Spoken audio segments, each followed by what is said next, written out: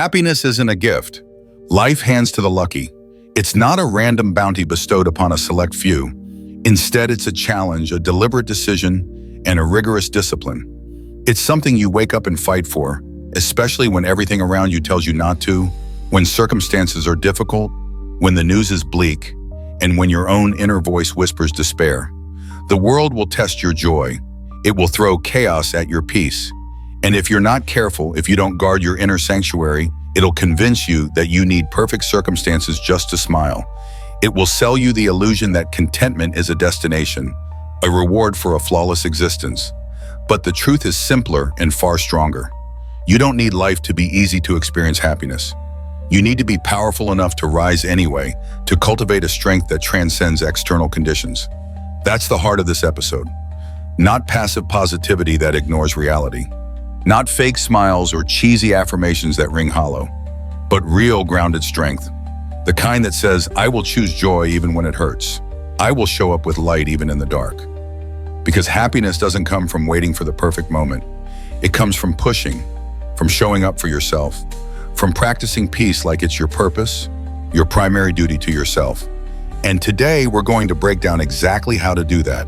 Not with vague ideas or abstract concepts, but with real action, real habits, and a mindset that says, I own this day and I will make it matter. Ready to push yourself to be happy no matter what life throws your way? Then let's begin this journey of intentional joy. Happiness is a daily decision. Most people wait for happiness like it's weather. They anticipate its arrival, believing it'll suddenly show up when everything feels perfect. When the job is less stressful, the bills are paid, the body looks better, the people around them behave exactly how they want. They postpone joy until an illusory future where all external conditions align.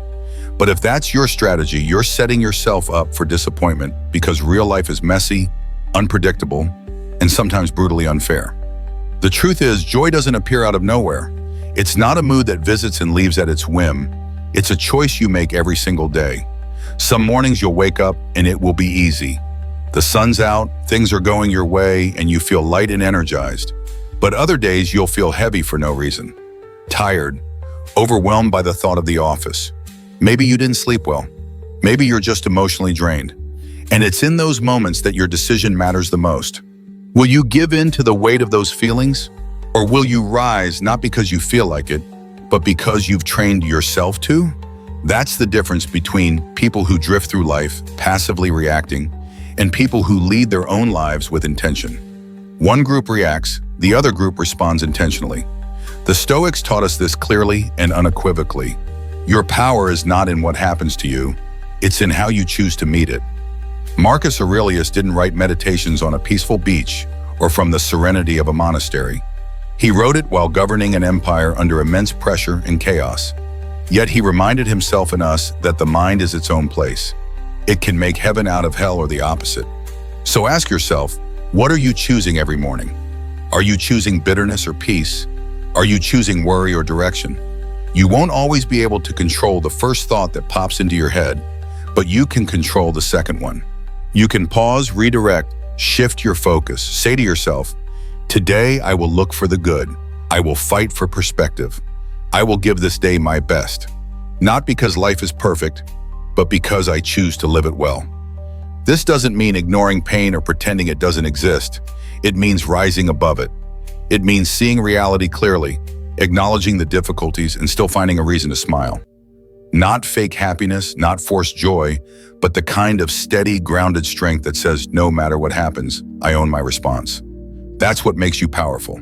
That's what turns ordinary people into warriors of the mind, individuals who can withstand any storm.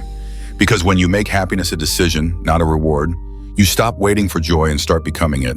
You embody it.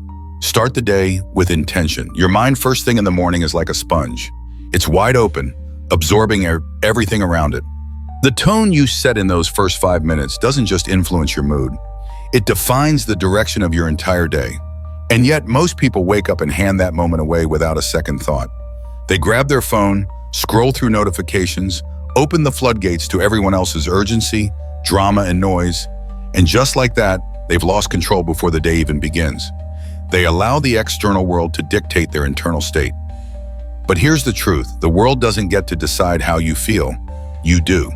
And if you don't claim those first few minutes with clarity and strength, the world will claim them for you with fear, comparison, and distraction. That's why you have to start your day with intention, not out of obligation or a sense of duty, but out of self-respect. Because how you begin shapes how you show up, not just for others, but for yourself. This doesn't mean you need a perfect morning routine, a complex ritual that takes hours. You don't need to meditate for an hour or write a novel in your journal. All you need is 5 minutes, quiet, honest minutes where you remind yourself, I'm in charge of this mind, I'm responsible for my energy, and today I choose clarity over chaos. Maybe you take a few deep breaths, grounding yourself in the present. Maybe you repeat a phrase like, I will move with purpose, a mantra to guide your actions. Maybe you simply sit in silence before the world gets loud, cultivating inner stillness. Whatever it looks like, own it. Because when you start your day with intention, you move differently. You don't rush out of bed in a panic. You don't stumble into your tasks like a robot. You carry a calm power that says, I'm not reacting to life, I'm leading it. That's what Stoicism teaches us. To create inner order before facing outer noise. To step into the day like a warrior, grounded, centered, clear. So tomorrow morning, before you check a single message, before you let the world in, pause, ask yourself, what kind of energy do I want to bring today? And more importantly, what kind of energy will I protect myself from? That small moment of reflection isn't not a luxury. It's a weapon, a compass, a quiet shield that guards your peace before the day tries to steal it. You owe yourself that, not because it's easy, but because you're worth showing up for. And when you begin each day with that kind of presence, you don't just survive the day, you shape it, directing its course with intention.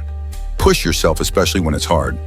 There's a moment, quiet, invisible, but powerful, when your mind tells you to stop, and you feel every part of you wanting to obey. You're tired, you're overwhelmed. You feel like maybe today just isn't the day. And right there, in that exact moment, you face a choice. It's not dramatic. It doesn't look like a scene from a movie, but it's real and it matters because this is where your future is built. Not in the days when everything feels aligned, not when you're full of energy and optimism, but in the ordinary, silent, difficult moments where you feel like giving less and you choose to give more. We're conditioned to believe that our best work, our happiest days, our breakthroughs will arrive when we feel inspired, when everything inside us says, let's go. But that's not how it works. Inspiration is a myth. If it's not backed by discipline and waiting to feel like it, that's the trap. The people you admire, the ones who seem to rise no matter what, they're not different. They just understand something most people ignore. Motivation is a result, not a requirement. It comes after action, not before. And if you keep waiting to feel ready, life will pass you by. Pushing yourself, especially when it's hard, is the beginning of transformation. And not just the kind of surface-level change that looks good on paper, but the kind that rewires who you are at the deepest levels. Every time you do the thing you didn't feel like doing, every time you get up, take the step, show up fully, you send a message to your brain. I am not controlled by emotion. I am not defined by how I feel. I move because I've decided to grow. The Stoics understood this intimately. Epictetus, born into slavery and later crippled, taught that difficulty is not a reason to retreat, but a fire that tempers the soul. Difficulties are things that show what men are. He said that's why hardship matters, not because it's pleasant, but because it exposes you, it shows you to yourself. When it's hard, you see who you really are and who you have the potential to become. Are you someone who folds when things feel heavy, or someone who sharpens under weight? Think about your own life. The times you're most proud of, the times you still carry in your memory. They probably didn't happen during ease. They came from effort, from struggle, from moments when you kept going anyway. Those were the days that built you, that defined your inner standard, that gave you the strength to face the next challenge with more courage. But if you make comfort your God, if you decide that hard equals bad, that difficulty is a reason to step back. Then you'll never know what's on the other side of that resistance. You'll stay soft, frustrated, dependent on perfect conditions to do what you know you should. And eventually that becomes a habit, one that eats away at your confidence from the inside out. So what's the solution? Stop asking if it's easy. Start asking if it's worth it. Don't measure your effort based on how much motivation you feel. Measure it based on how much you want the outcome. Want a strong mind? Then train it on hard days. Want emotional peace? Then prove you can act calmly even knowing when chaos is loud. Want confidence? Then earn your own respect by doing the difficult thing consistently, no matter how you feel. This is what separates people who grow from those who stay stuck. The willingness to push, especially when it's hard. Not just when you're excited, not when the stars align, but when it's inconvenient, when it's uncomfortable, when your emotions are pulling you in the opposite direction. That's where greatness starts. So the next time you feel that heaviness, that voice that whispers, just skip today, lean in, smile at it, and move anyway. Not because it's easy, but because that's how strength is born. Act first, feel later. There's a lie we've been fed since we were young that you need to feel good before you can do good, that you need to be in the right mood, have the right energy, feel aligned before you act. But the truth, the hard, freeing, powerful truth is that action doesn't come from emotion. Emotion comes from action. You don't wait to feel confident to move forward. You move forward, and that's what builds confidence. You don't wait to feel motivated to start. You start and the motivation shows up later, always later. Your brain is not your enemy, but it is a creature of habit. If you've trained it to wait until it feels like it, then you've trained it to postpone upon your power. Think about how many times you've told yourself, I'll do it when I'm ready, I'll start when I have more energy, I'll speak up when I feel brave. And yet, hours pass, days pass, even years. Because feelings are fleeting, but action is momentum. And when you move, your mind follows. It rewires. It wakes up. It remembers what you're capable of. The Stoics understood this long before modern psychology confirmed it. Seneca wrote, "We suffer more in imagination than in reality." What he meant was this: the longer you sit with your hesitation, the heavier it becomes. The more you overthink, the more reasons you'll find not to move. But once you take the first step, even if it's small, even if it's messy, your brain shifts. Your energy rises. You don't need a complete plan. You need a starting point. You don't need to feel ready. You need to act as if you are. This mindset isn't about pretending, it's about training. Athletes don't run only when they feel amazing. Writers don't write only when inspiration strikes. Leaders don't speak up only when they're 100% confident. They've trained themselves to show up regardless of how they feel. And you can do the same. It's not talent, it's not personality, it's practice. The practice of action, deliberate, repeated, purposeful. So the next time you feel stuck, remember that's not a signal to stop. It's a signal to begin. Move your body, write the sentence, make the call, do one thing, just one, and let that motion pull you forward. Don't sit there waiting for the mood to change. Create the change with motion. Action doesn't just solve problems. It transforms your identity. It reminds you, I am not helpless. I am not at the mercy of this emotion. I lead, my feelings follow. This is what emotional mastery looks like. Not suppressing how you feel, but not being ruled by it either. You can acknowledge the resistance without obeying it. You can say, yes, I'm tired. Yes, I feel anxious, and I'm still going to move. That is power. That is maturity. That is the mindset that builds a life of real joy and freedom. Not one based on mood swings, but one grounded in inner discipline. So don't wait. Don't bargain with your brain. Don't negotiate your greatness with feelings that will pass in 10 minutes. Train yourself to act first, then watch how everything else shifts into place. Your focus builds your feelings. What you focus on expands. That's not just philosophy, that's neuroscience. Your brain has something called the reticular activating system, or RAS, and its job is simple. Filter the world to match what you're paying attention to. If you focus on problems, your brain will show you more problems. If you focus on what's lacking, it will magnify every flaw, every failure, every fear. But shift your focus toward growth, toward opportunity, toward what's working. And suddenly the world changes shape. Not because the world changed, but because you did. It's so easy to fall into the trap of complaint, to focus on what's unfair, to dwell on who hurt you, what went wrong, how far you still have to go. But what does that do really? It doesn't solve anything. It doesn't energize you. It drains you. It convinces you that you're stuck, that there's no way out. And once that story is planted in your mind, it grows like a weed, choking out clarity, optimism, and hope. Not because life is truly hopeless, but because that's all your focus allows you to see. The Stoics warned us of this. Marcus Aurelius wrote, "The soul becomes dyed with the color of its thoughts." Your internal state reflects what you dwell on. If you keep replaying old wounds, feeding your frustrations, and expecting the worst, then yes, your emotions will match that energy. But if you practice shifting your gaze even slightly, you begin to reclaim power. You begin to ask different questions. Not, why is everything against me? But, what can I still control? Not, why is this happening to me? But, what strength is this building in me? That shift matters more than you think, because feelings follow focus. If you spend your day obsessing over what's wrong, then no amount of distraction, entertainment, or even success will bring peace. You'll still feel unsettled, still feel stuck. But focus on possibilities. Focus on what's within your reach, what you're grateful for, what you're building, and watch how your energy shifts. You don't need a perfect life to feel good. You need a better lens. This is where happiness becomes a skill, not just a feeling. It's the ability to redirect your mind when it spirals, to catch yourself when you start feeding the wrong fire, to say, yes, there's difficulty, but I choose not to make that my identity. That choice made again and again creates resilience. It builds emotional flexibility. It gives you the space to rise even when your situation hasn't improved yet. So the question becomes, what are you magnifying right now?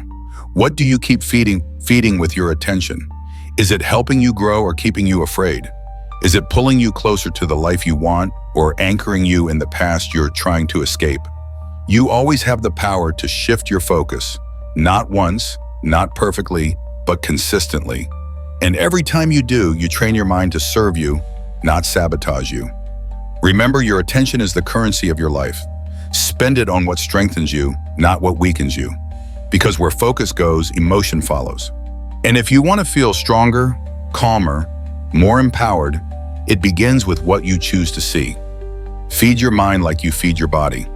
If someone told you they haven't eaten in days, you'd worry for their health. You'd tell them they need fuel, that the body can't function without nourishment. But here's the strange thing. Most people understand that truth physically and completely ignore it mentally. They feed their bodies 3 times a day, but starve their minds for months. Worse, they don't just starve them, they pollute them with endless scrolling, with drama, with shallow content that doesn't uplift, doesn't challenge, doesn't inspire. And then they wonder why they feel stuck, drained, or numb.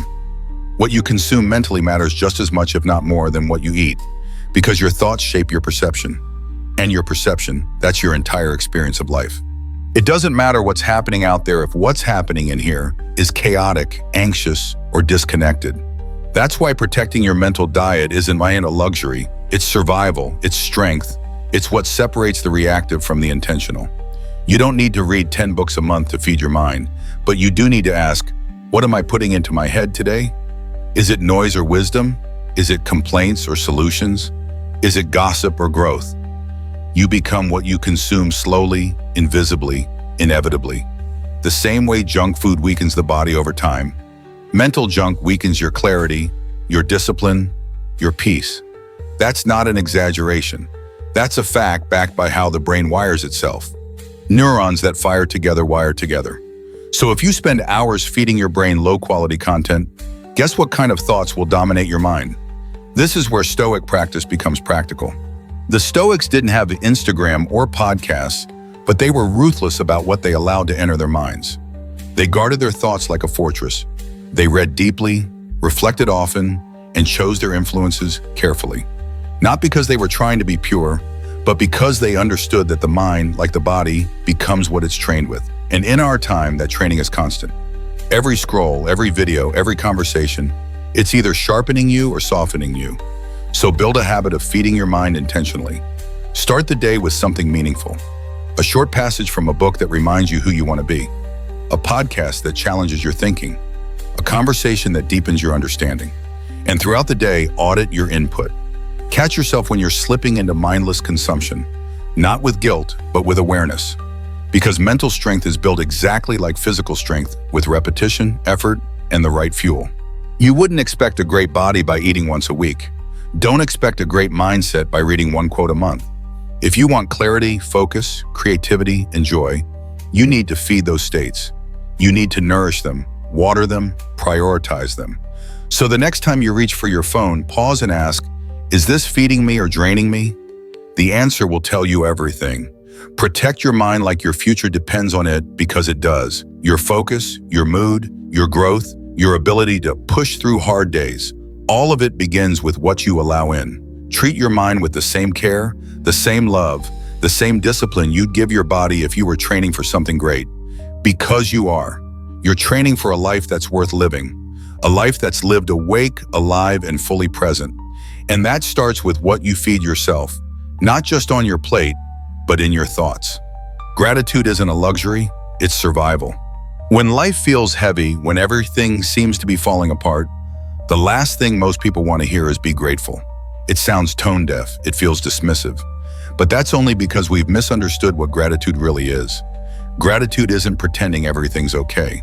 It's not blind optimism. It's not a denial of hardship. Gratitude is defiance. It's the inner rebellion that says, I will not let pain define the totality of this moment. It's not a luxury reserved for good days. It's a survival strategy for the worst ones. The brain is wired to detect threats. That's how it keeps you alive. But in a modern world overflowing with negativity, that same survival mechanism can turn toxic. It becomes a loop scanning for what's wrong, replaying every mistake, every slight, every fear. And left unchecked, it doesn't just cloud your mood, it alters your entire worldview. Suddenly, everything feels like a problem. And the more you focus on what's wrong, the more you miss what's right. Gratitude breaks that cycle, not by ignoring the hard stuff, but by anchoring you in reality. Because no matter how difficult life gets, there is always something, however small, that remains untouched by the chaos. A breath, a moment of silence, a lesson learned, a person who cares, a sunrise you didn't ask for but received anyway. These aren't cliches, these are lifelines. When your mind is spiraling into stress or sadness, gratitude brings you back to center. It grounds you. It reminds you, yes, this hurts, but this is not everything. The Stoics practiced this daily. They reflected on what could be lost, not to feel depressed, but to remember what matters. Seneca would write about death and misfortune, not to scare himself, but to sharpen his appreciation for what he still had. That's the essence of gratitude. It's not just noticing the good. It's realizing the fragility of it and choosing again and again not to take it for granted. You don't need a journal to practice gratitude, although that helps. You just need presence, a willingness to pause in the middle of your mental chaos and ask, what is still beautiful right now? It could be the strength you're building by enduring this pain. It could be the fact that despite everything, you're still trying, still waking up, still breathing, still showing up for life, even when it doesn't show up the way you wanted. That's not weakness, that's resilience. That's how you reclaim emotional balance when everything feels off. Because gratitude doesn't erase pain, it gives you the strength to carry it. It widens your perspective so the hurt doesn't swallow the whole day. It lets you feel fully without drowning. And here's the hidden truth. People who practice gratitude regularly don't do it because their lives are easier. They do it because they've learned how to navigate the hard days better. They've trained themselves to see light even when darkness is louder. And in doing so, they've built an inner stability that no external circumstance can steal. So when life gets loud, when everything in you wants to spiral, pause, look around, look within, and name just one thing you're thankful for, one thing that still works, one thing that still matters. Say it out loud, let it interrupt the noise. And if you do that enough, your nervous system starts to relax. Your thoughts soften, and you remember even here, even now, you still have access to peace. Because gratitude isn't just a feel-good practice, it's a form of mental armor. And in a world that's constantly pushing you to focus on what's missing, gratitude is how you fight back. Your habits shape your emotions. Most people think their mood is something that just happens to them, like the weather. Some days it's good, some days it's bad, and they have no idea why. But the truth is far simpler and far more powerful. Your emotions don't come out of nowhere. They're shaped daily by the things you do, the routines you follow, the signals you send to your brain moment by moment. Your habits aren't just about productivity. They're the foundation of how you feel. That's why when your habits fall apart, your emotional state often does too. You don't need some complex 10-step ritual to feel better. You need basics. The kind of basics most people overlook. Are you drinking enough water? Are you moving your body every day, even just a little? Are you getting sunlight? Stepping outside, breathing deeply. It sounds almost too simple, but that's the point. These small actions are powerful signals to your nervous system. They tell your brain, I'm safe, I'm engaged, I'm alive. And when you ignore them, your body doesn't just get tired. Your mind starts to shut down too. Think about it. When you skip meals, overconsume caffeine, sleep inconsistently, or stare at your phone for hours without rest, what happens? You don't just feel physically worse. You start to feel emotionally unstable. You're more reactive, less patient, more negative. You feel disconnected from yourself, and then you blame it on your job, your relationships, your circumstances, when really it's your daily choices that are whispering in the background, shaping your entire internal world. This is where true emotional intelligence begins, not with big breakthroughs, but with consistency. The Stoics understood this. They lived with discipline not because they were obsessed with control, but because they knew the body and mind are deeply connected. A calm, ordered life leads to a calm, ordered mind, and an undisciplined body often leads to chaotic thoughts and unpredictable emotions. So instead of trying to fix your mood when you're down, go back to the basics. Ask yourself, did I move today? Did I fuel myself with something nourishing? Did I take even 5 minutes away from screens to breathe and reflect? These aren't minor details, they're emotional anchors.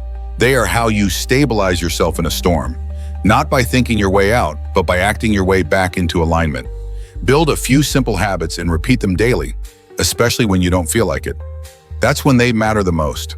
A 5-minute stretch in the morning, a short walk after lunch, a glass of water before coffee, 1 minute of silence before bed.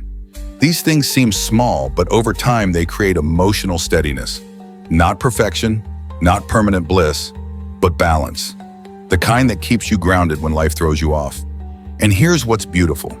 The more you honor these habits, the less effort they require. They become automatic. And when your habits support your emotional health, you don't need to rely on willpower just to feel okay. You're carried by your own system. That's what real freedom feels like when you've designed your life to support your strength. So don't wait for your emotions to fix themselves. Shape them with structure, with intention, with daily decisions that build you from the inside out. Because the person who controls their habits eventually controls how they feel. And that kind of power, it's not found in a book or a breakthrough. It's built one ordinary, disciplined day at a time. Your peace is your responsibility. There comes a point in life when you realize no one is going to protect your peace for you. Not your friends, not your boss, not your partner, not even your family. People will push, pull, demand, drain, not because they're evil, but because they're human. And if you're not careful, you'll end up handing over your inner calm to anyone who raises their voice, sends a passive-aggressive message, or decides to make their chaos your burden. That's why peace, real lasting peace, can never be outsourced. It's your responsibility completely. Most people treat peace like a reward, something they'll feel when everything settles down, when the drama ends, when people behave, when life gets easier. But that day doesn't come because life doesn't settle down. It's constantly moving. New challenges rise. New tensions appear.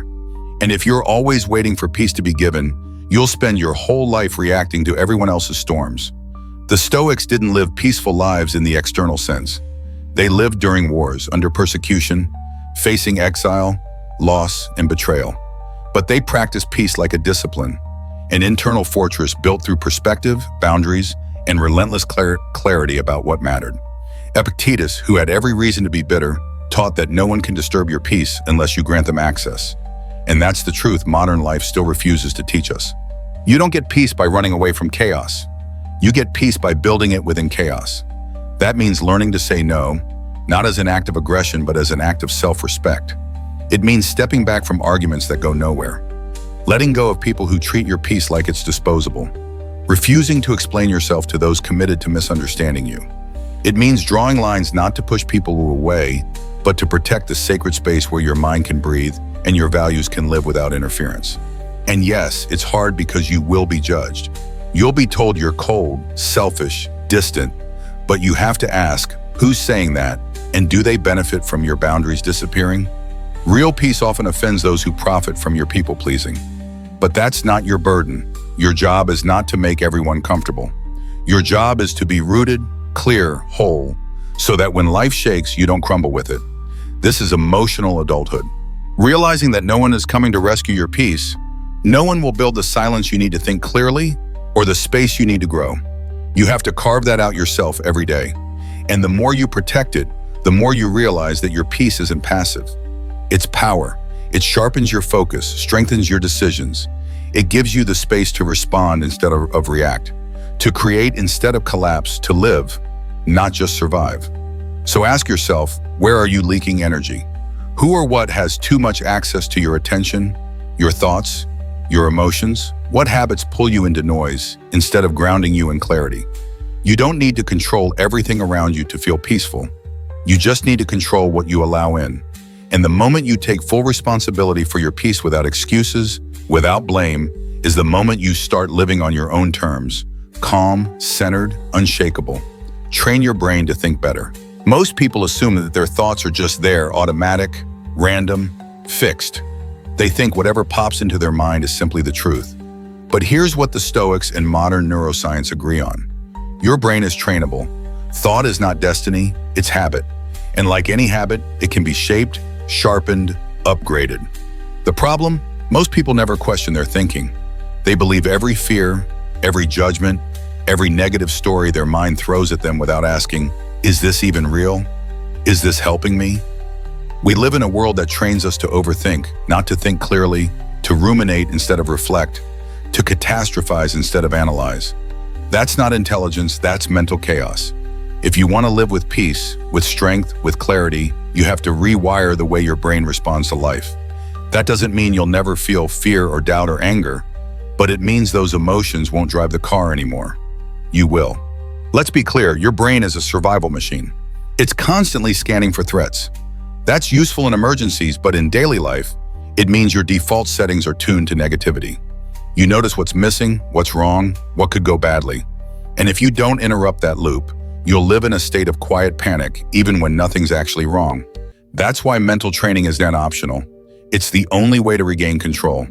The Stoics were masters of this. They practiced premeditatio malorum, visualizing worst-case scenarios not to create fear, but to prepare their minds.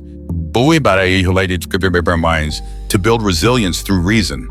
Marcus Aurelius wrote constantly to himself, not just as therapy, but as discipline to catch unhelpful thoughts and replace them with stronger ones. That's what you need to start doing every single day. Catch the thought, question it, replace it. Here's how it looks in practice. You think, I'm not good enough? Stop. Ask, where's the evidence? Would I speak to someone I love this way? What's a more useful thought I can choose right now? It doesn't have to be fake positivity, just honesty with strength. Something like, I've failed before, but I've also grown. I can handle what's in front of me. That shift may feel small, but done consistently, it rewires your emotional baseline. You don't have to believe every story your mind tells you. You can write a new one. That's what mental fitness really is. It's not just about having big ideas. It's about building strong filters, knowing what to keep and what to throw out, knowing when to step back and say, no, I don't have to think like this just because it's familiar. Because familiar isn't always right, it's just rehearsed. And if you want to change your life, you have to stop rehearsing weakness. You have to stop strengthening self-doubt by repeating it without resistance. The same way your body changes with exercise, your brain changes with conscious repetition. So choose thoughts that build you, that challenge you, that remind you of your values, your vision, your strength. Every thought is a seed. If you plant bitterness, don't be surprised when anger grows. If you plant fear, expect paralysis. But if you plant clarity, discipline, and courage, that becomes your new reality. Slowly, quietly, powerfully. So starting today, stop being passive with your mind. Train it, shape it, teach it to think in ways that serve your peace, not steal it. That's how you become emotionally untouchable. Not by avoiding hard feelings, but by becoming stronger than the thoughts that try to break you. Don't chase the feeling, build the habit. There's a dangerous idea floating through the self-help world that you need to feel inspired to act. That motivation is the spark you wait for. And once it arrives, you'll suddenly leap into action with clarity and drive. But ask anyone who's actually built something meaningful, a business, a body, a mindset, a life, and they'll tell you that spark, it's rare. It doesn't show up on schedule. And if you wait for it, you'll waste your life standing still. The people who get things done, the ones who grow through setbacks, who build momentum day by day, they've stopped chasing the feeling. They've started building the habit. They understand that feelings are unpredictable. One morning you're energized and the next you're in a fog. 1 hour you're optimistic and the next doubt creeps in. If you base your actions on that unstable ground, you'll never build consistency. But if you create systems, habits that run regardless of emotion, that's where your power begins. It's easy to romanticize progress, to think you'll wake up one day with endless energy, with all the answers, and everything will click.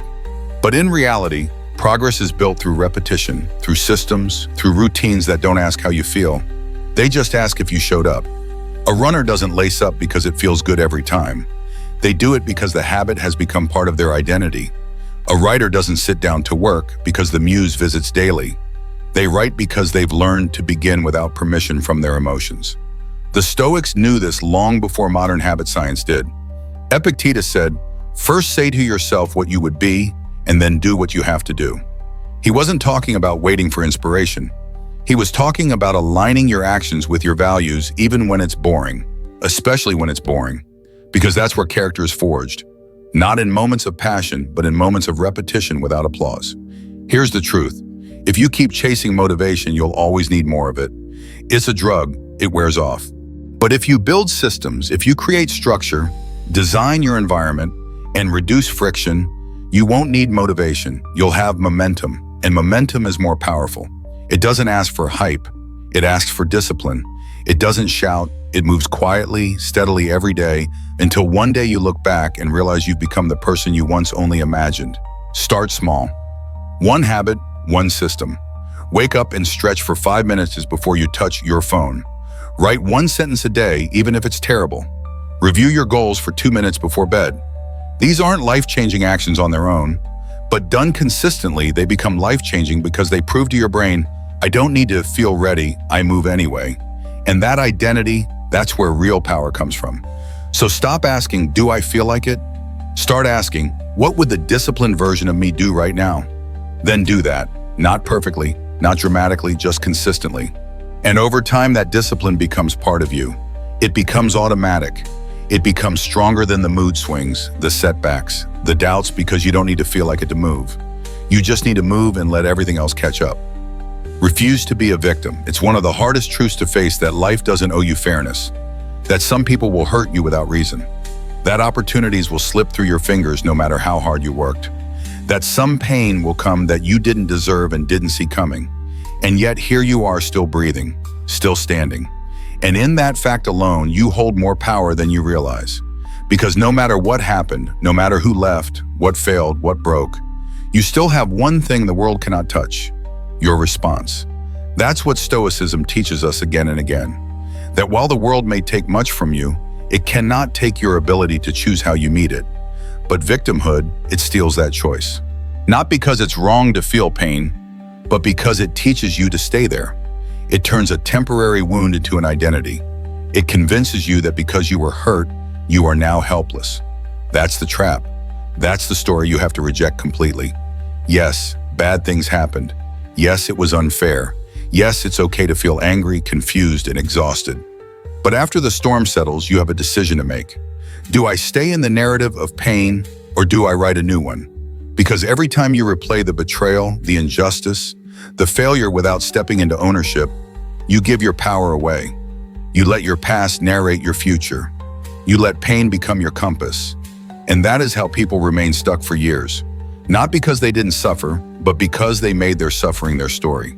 Marcus Aurelius wrote, "Choose not to be harmed, and you won't feel harmed. Don't feel harmed, and you haven't been." That isn't denial, it's discipline. It's the refusal to give your energy to blame when you could give it to rebuilding. You can acknowledge what happened and take responsibility for what happens next. That's not weakness. That's the beginning of strength. And here's the shift.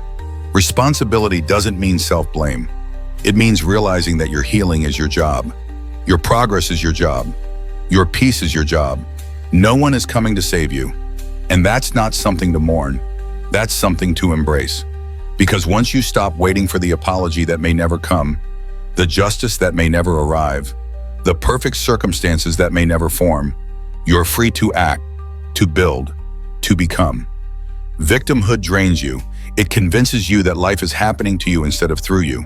But you're not powerless. You're not the same person who was hurt, because now you're aware. You're awake. And that awareness is a seed. It's the beginning of wisdom, of strength, of boundaries. It's the fire that says, I may have been broken, but I am not finished. So stand up, reclaim the narrative. Refuse to let your worst day define your identity.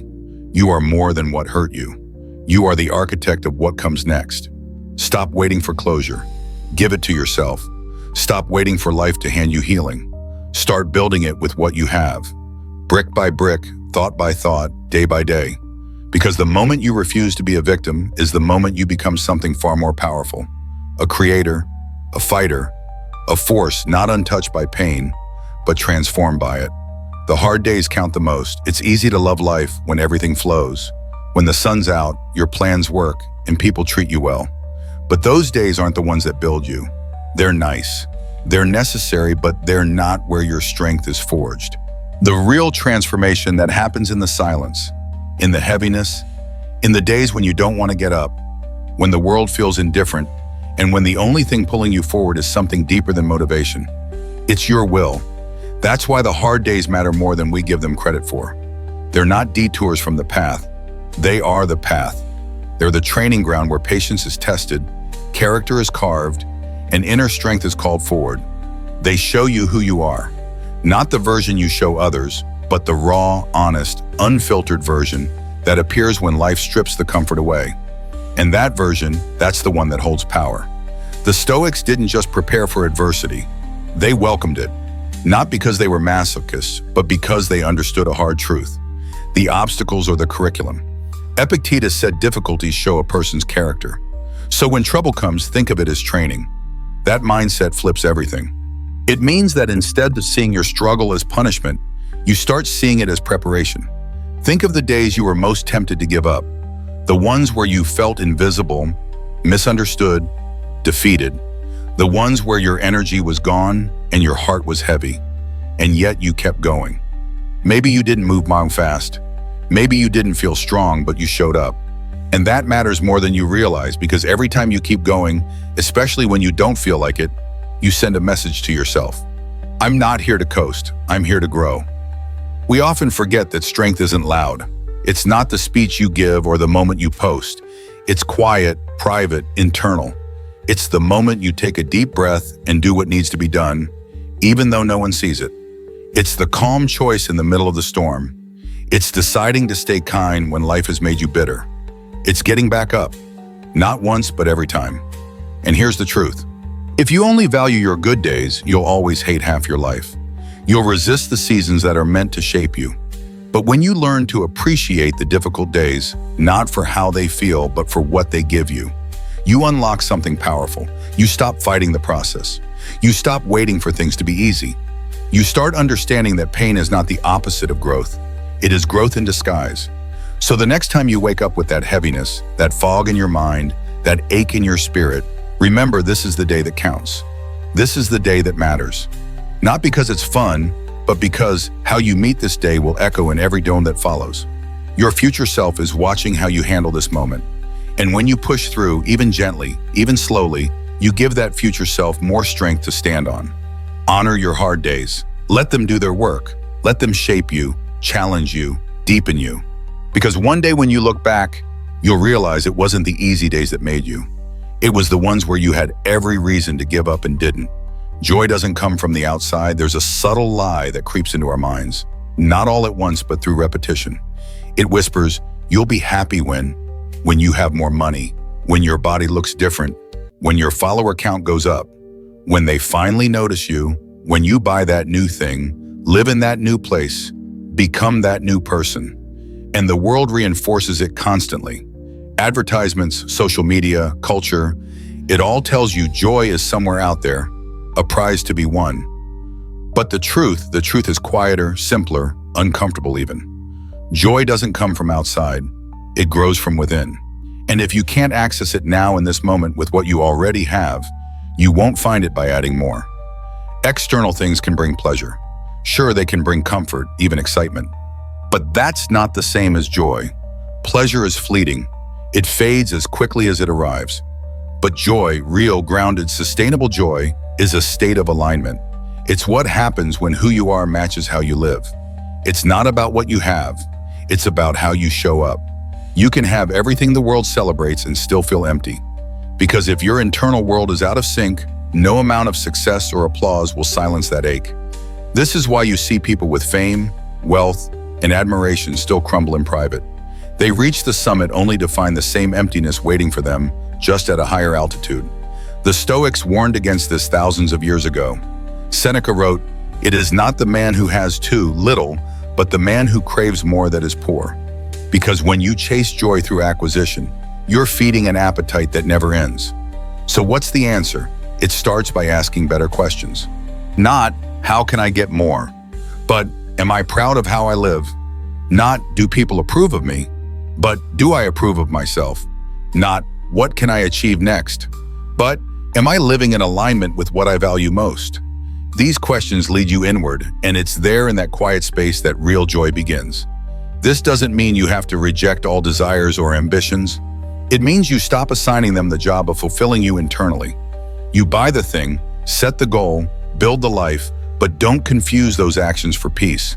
Don't expect the next achievement to do the internal work you've been avoiding, because peace and purpose aren't delivered. They're developed. Start with simple alignment. Are your actions consistent with your values? Are your words reflective of your truth? Do you treat people and yourself with integrity, even when no one's watching? If the answer is yes, even a little, then you're already tapping into something deeper than momentary happiness. You're building a foundation of joy that doesn't shake every time life throws a storm. And here's what's remarkable. Once that inner alignment is there, external things actually become more enjoyable because they're not responsible for your happiness anymore. You can appreciate them without being owned by them. You can let them come and go without letting them define you. That's what freedom feels like. So stop searching for joy in new places. Create it in familiar ones. In how you speak to yourself, in how you treat others, in what you choose to do today, not for praise, but because it's who you are. That's where the good life begins. Not someday, but right here, right now. Keep it simple. There's a reason we feel overwhelmed so easily. We've made life too complicated, too noisy, too fast. We stack our schedules with things that don't matter, compare ourselves to strangers online, chase too many goals at once, and then wonder why we feel exhausted, scattered, disconnected. But deep down, we already know the truth. Most of what drains us isn't required. It's self-inflicted. We've forgotten the power of simplicity, the kind of life that's clear, grounded, uncluttered. Not empty, just focused. Simplicity is not about doing less. It's about doing what matters most. And when it comes to happiness, that's everything. Because the more complicated your life becomes, the harder it is to feel connected to anything real. Joy hides in clarity. It lives in small moments, the ones we're often too distracted to notice. A quiet walk, a deep breath, a meaningful conversation. These aren't backup plans when success fails. They're the core ingredients of a good life. The Stoics lived this truth long before minimalism became trendy. Marcus Aurelius reminded himself often to return to the essence, to let go of the excess. If it is not right, do not do it. If it is not true, do not say it. That's simplicity in action, not just in your calendar or your closet, but in your character. To live simply is to live with intention, to strip away the unnecessary and make space for peace, because peace needs space and clutter. Mental, emotional, physical chokes it. Look at your daily life. Where are you overcomplicating things? Are you filling your time with obligations that don't align with your values? Are you holding on to relationships that feel heavy out of guilt or fear? Are you trying to be too much for too many people? That noise, that pressure, that fragmentation. It's not strength, it's erosion. It pulls you away from yourself. And the further you drift from simplicity, the more fragile your joy becomes. But when you simplify, everything changes. You stop reacting to every demand. You stop rushing to prove something. You create a rhythm, a space where your nervous system can relax, where your mind can breathe. Simplicity doesn't mean doing nothing. It means doing what actually counts. What feeds your spirit, not just your calendar. So what does that look like in practice? It means saying no more often, kindly but firmly. It means unplugging when you're full. It means stopping to enjoy your coffee instead of scrolling while drinking it. It means prioritizing real connections over endless networking. It means letting go of tasks that impress others but exhaust you. And it means reminding yourself every single day that you don't have to earn your right to feel good. You just have to stop making it harder than it needs to be. The best days are rarely the ones packed with activity. They're the ones where you felt calm, present, human. You laughed without forcing it. You rested without guilt. You connected without filters. That's not accidental. That's the result of simplicity, of choosing peace over pressure, clarity over complexity. So if life feels heavy right now, don't add more. Subtract. Clear the noise and come back to what you already know. That real joy has always been simple. You've just been too distracted to see it. End the day with gratitude. We often talk about starting the day strong, with purpose, with intention, with clarity. But we forget something just as important. How you end your day is just as powerful because the final thoughts you feed your mind before sleep become the soil your dreams grow from. They shape your nervous system. They decide whether your rest is deep or restless, whether your mind settles or spirals. That's why ending the day with gratitude isn't just a feel-good habit. It's a strategy, a form of emotional and mental closure, a way to say to yourself, even if today wasn't perfect, it still mattered. Your mind naturally clings to what went wrong. It replays the awkward moment, the missed task, the thing you wish you said differently, and without intervention, it turns those small moments into heavy stories. That's why gratitude at night is so vital. It doesn't erase what went wrong, it balances it. It zooms out. It reminds you that your day wasn't only stress and noise and imperfection. It was also growth, progress, a conversation that made you think, a moment you kept your cool, a breath you paused to take when you almost snapped. The Stoics understood the importance of daily reflection. Epictetus encouraged his students to review their day each evening, not with shame but with awareness. What did I do well? What can I improve? Did I live according to my principles? These questions weren't punishments. They were pathways to growth. But here's the part we must add in modern life: gratitude. Because without it, even self-reflection becomes a trap, a checklist of what you didn't do. But when you add gratitude, the tone shifts. You begin to see your effort, not just your flaws. And it doesn't need to be complex. Just take one quiet minute. Before your head hits the pillow, ask yourself, what am I thankful for today? Not the big stuff, the small things, the smile from a stranger, the moment you almost gave up but didn't, the meal you got to eat, the text that made you laugh, the fact that you're still here, still breathing, still learning, still fighting to become someone better. These aren't minor details. They're evidence that even in chaos, beauty remains. Gratitude before sleep rewires your brain. Studies confirm it lowers stress hormones. It improves sleep quality. It activates areas of the brain associated with well-being. But beyond the science, it simply makes life feel more whole because each day, no matter how hard, carries a spark of meaning. And gratitude helps you catch it before it disappears into the next rush of tomorrow. So build this habit like a ritual, not because it's trendy, but because it's transformational, because it closes the loop. It teaches your mind to rest in appreciation, not anxiety. It gives your heart a reason to soften even when the day felt sharp, and it strengthens your ability to wake up the next morning not feeling behind but grounded, already connected to what matters. Let each night be a quiet victory, a moment where you say to yourself, I didn't do everything perfectly, but I tried and I saw beauty, and that is enough. When you end your day like that with presence and peace, you're not just going to sleep, you're healing, you're growing, and most importantly, you're remembering what truly makes a life worth living. Happiness isn't a mystery, it's a practice. Happiness isn't a mystery, it's a practice. A daily quiet rebellion against chaos, distraction, and the temptation to wait for life to be perfect before you allow yourself to feel joy. It doesn't require wealth, it doesn't demand applause. It's not the result of having everything figured out.